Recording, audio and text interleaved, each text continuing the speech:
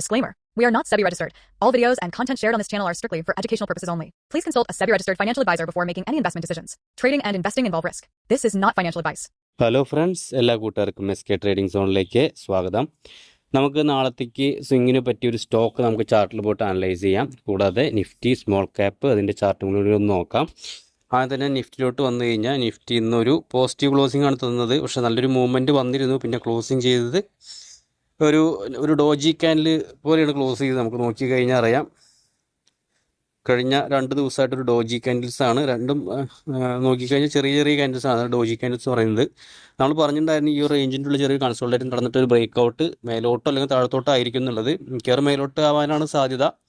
എന്തായാലും നമുക്ക് നോക്കാം. ഈ ഒരു ബ്ലൂ ലൈന് നമ്മളെപ്പോഴും ഒന്ന് മാർക്ക് ചെയ്തിടുക നിഫ്റ്റിയിൽ. അപ്പോൾ ആ ഒരു ബ്രേക്ക് ചെയ്ത് കഴിഞ്ഞാൽ നമുക്ക് നിഫ്റ്റിയിലൊക്കെ നല്ലൊരു മൂവ്മെൻറ്റ് കിട്ടാൻ സാധ്യതയുണ്ട്. മെയിൻ ഇൻഡെക്സ് മൂവ് ചെയ്യുമ്പോൾ അതിനോടനുബന്ധിച്ചിട്ട് ബാക്കിയുള്ള ഇൻഡെക്സുകളൊക്കെ മൂവ് ചെയ്യാനുള്ള സാധ്യത കൂടുതലാണ്.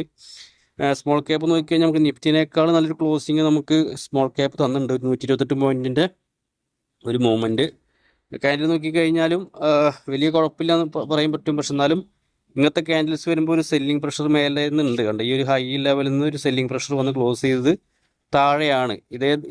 ഇതേ ക്യാൻഡിൽ നേരെ ഓപ്പോസിറ്റ് ആണെങ്കിൽ ഒരു ഹാമർ ക്യാൻഡിലാണെങ്കിൽ നമുക്ക് കുറച്ചുകൂടി കോൺഫിഡൻ്റ് ആണ്. അതിപ്പോൾ റെഡ് ക്യാൻഡിലാണെങ്കിലും ഹാമർ ആണെങ്കിൽ നമുക്ക് ആ ലോവർ ലെവലിൽ നിന്ന് ബൈയിങ് വരുന്നുണ്ടെന്ന് മനസ്സിലാക്കാൻ പറ്റും. പക്ഷെ നമ്മൾ ഒരു ക്യാൻഡിൽ വെച്ചിട്ട് നമുക്ക് ഒരിക്കലും പ്രെഡിക്റ്റ് ചെയ്യാൻ പറ്റില്ല. നമ്മൾ കുറച്ച് കൂട്ടം ഒരു 4-5 ക്യാൻഡിൽസ് ഒക്കെ ചേർന്നിട്ട് നമുക്കത് എന്താ പറയുക അനലൈസ് ചെയ്യുമ്പോഴായിരിക്കും നമുക്ക് കൂടുതലായിട്ടുള്ള ഒരു കറക്റ്റായിട്ടുള്ള ഒരു പിക്ചർ കിട്ടുക. അപ്പോൾ നോക്കിക്കഴിഞ്ഞാൽ നമുക്കിതിൻ്റെ നമ്മുടെ ഓൾ ടൈം ഹൈൻ്റെ അടുത്ത് തന്നെയാണ് സ്മോൾ ക്യാപ്പ് ട്രേഡ് ചെയ്ത് നമ്മൾ ഇന്നലെയും പറഞ്ഞിട്ടുണ്ടായിരുന്നു ഈ റേഞ്ചിൽ ചിലപ്പോൾ ചെറിയ കൺസൾട്ടേഷൻ നടന്നിട്ട് ബ്രേക്ക് ഔട്ട് കിട്ടാനുള്ള സാധ്യത എന്നുള്ളത്. എന്തായാലും നമുക്ക് വെയിറ്റ് ചെയ്യാം. ഓക്കെ, നമുക്ക് നാളത്തേക്ക് നോക്കാൻ പറ്റിയൊരു സ്റ്റോക്ക് നോക്കാം. നമ്മൾ ഇന്നലെ പറഞ്ഞൊരു സ്റ്റോക്ക് മോസ്റ്റിപ്പ് എന്ന് പറഞ്ഞ സ്റ്റോക്കാണ്.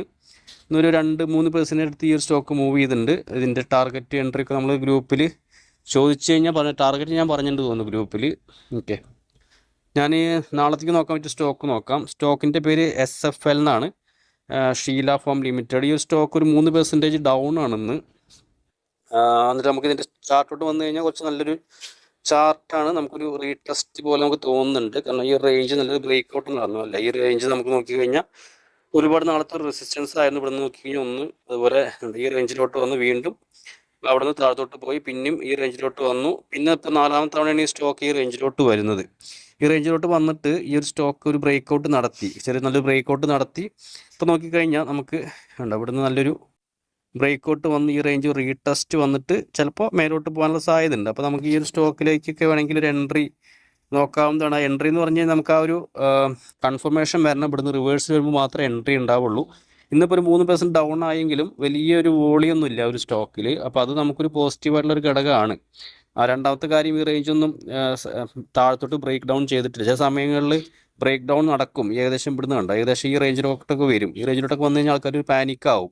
കാരണം വീണ്ടും നമ്മൾ ഹൈ ലെവലിന് എടുത്തു എന്ന് പറഞ്ഞിട്ട്. പക്ഷെ അവിടെ നിന്ന് ആവും റിക്കവർ ആയിട്ട് സ്റ്റോക്ക് മേലോട്ട് പോകാനുള്ള സാധ്യത ഉണ്ട്. ഒരു W പാറ്റേണൊക്കെ ക്രിയേറ്റ് ചെയ്തിട്ട് മേലോട്ട് പോകുന്ന ഒരുപാട് സ്റ്റോക്കുകളുണ്ട്. പിന്നെ നമ്മൾ എന്താണ് ചില സ്റ്റോക്കുകൾ മൈനസായിട്ട് ക്ലോസ് ചെയ്ത് എടുക്കണമെന്ന് പറഞ്ഞു കഴിഞ്ഞാൽ നമ്മൾ ഒരു സ്റ്റോക്ക് നല്ലൊരു മൂവ്മെൻറ്റ് നടത്തിയിട്ട് എൻട്രി എടുക്കുന്നതിനേക്കാളും സ്റ്റോക്ക് മൈനസ് ക്ലോസ് ചെയ്ത് പിന്നീട് മൂവ്മെൻറ്റ് കിട്ടുമ്പോൾ നമുക്ക് വലിയൊരു മൂവ്മെൻറ്റ് ക്യാപ്ചർ ചെയ്യാൻ പറ്റും. അല്ലാണ്ട് നമ്മൾ വലിയൊരു ഓൾറെഡി ചില സ്റ്റോക്കുകളിലൊക്കെ 8, 10, 20% ഒക്കെ മൂവ് ചെയ്തിട്ടുണ്ടാവും 1-2 ദിവസം കൊണ്ട്. എന്നിട്ട് ആ ഒരു സ്റ്റോക്ക് നമ്മൾ എൻട്രി എടുക്കുന്നതിനേക്കാളും കൂടുതൽ ചെറിയ ഒരു കൺസൾട്ടേഷൻ നടക്കുമ്പോഴോ അല്ലെങ്കിൽ റീടെസ്റ്റ് നടക്കുമ്പോഴോ എൻട്രി എടുക്കുമ്പോൾ നമുക്കൊരു റിസ്ക് റിവാർഡ് കുറച്ച് നല്ല രീതിയിൽ കിട്ടും എന്നുള്ളതാണ്. നമുക്ക് സ്റ്റോപ്പ് ലോസ്, ചെറിയ സ്റ്റോപ്പ് ലോസും കുറച്ച് വലിയ ടാർഗറ്റും വെക്കാനായിട്ട് പറ്റും. അപ്പോൾ അങ്ങനെയുള്ള സ്റ്റോക്കാണ് ഇപ്പോൾ നമുക്ക് നോക്കിക്കഴിഞ്ഞ് കഴിഞ്ഞാൽ ഈ ഒരു സ്റ്റോക്ക് കണ്ട ഇവിടുന്ന് കറക്റ്റായിട്ടുള്ള ഒരു ചെറിയൊരു കൺസൾട്ടേഷൻ നടന്ന ഒരു ബ്രേക്ക് ഔട്ട് തന്നു.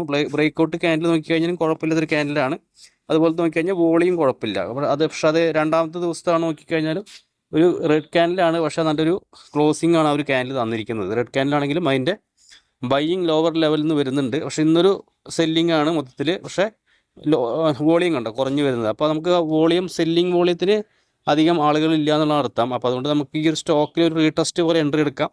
ഇതിൻ്റെ ഒരു ടാർഗറ്റ് സ്റ്റോപ്പ് ലോസ് ഒക്കെ നമ്മുടെ ടെലിഗ്രാം ഗ്രൂപ്പിൽ ഷെയർ ചെയ്യുന്നതാണ്. താല്പര്യമുള്ളവർക്ക് ഒന്ന് ജോയിൻ ചെയ്തിട്ട് അവിടെ ചോദിക്കാവുന്നതാണ്. ഓക്കെ, അപ്പോൾ നമ്മൾ നാളെ ഇതുപോലെ മറ്റൊരു വീഡിയോ ആയിട്ട് കാണാം. നാളെ വ്യാഴാഴ്ചയാണ്. അപ്പോൾ നമുക്ക് നാളെ വെള്ളിയാഴ്ചത്തേക്കുള്ള ഒരു വീഡിയോസും കൂടി നമ്മൾ ഇട്ടിട്ട് പിന്നെ നമുക്ക് സൺഡേ അതുപോലെ വീക്കിലി അനാലിസിസ് ഒക്കെ ആയിട്ട് വരാം.